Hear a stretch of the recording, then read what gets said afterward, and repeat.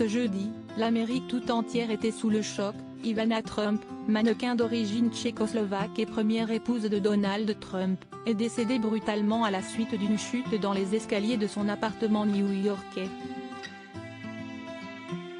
Déclarée morte par les pompiers arrivés sur les lieux, elle laisse derrière elle 3 enfants, Donald Jr., Ivanka et Eric, et 10 petits-enfants. Une belle tribu née de son union avec Donald Trump, dont elle a été la première épouse, entre 1977 et 1992. Si est-il d'ailleurs lui qui a annoncé son décès, avant que de nombreuses personnalités ne lui rendent hommage et notamment le jet-setteur italien Massimo Gargia, qui comptait parmi ses amis.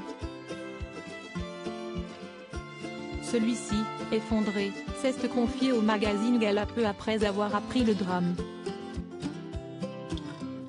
Elle devait décoller pour venir me rejoindre à Saint-Tropez 2 heures après sa mort, a-t-il révélé, particulièrement triste, avant de confier que la septuagénaire avait souffert de dépression ces derniers mois.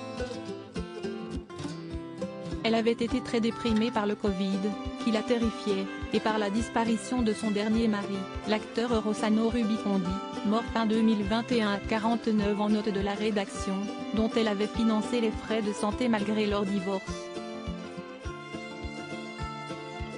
Une femme très drôle pourtant, Massimo Gargia l'assure, elle semblait remonter la pente. Anéanti, il a également révélé qu'elle avait un problème avec l'alcool.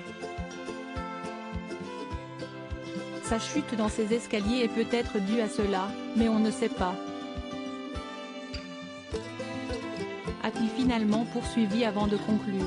C'était une ancienne championne de ski. Très robuste physiquement. Je ne m'attendais pas du tout à sa disparition, nous devions dîner ensemble à Saint-Tropez ce soir même.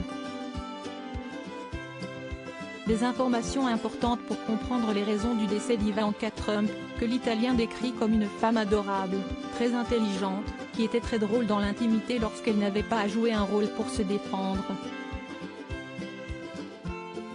Cependant, il le révèle lui-même, elle était très seule, un peu éloignée de ses enfants qui avaient leur vie.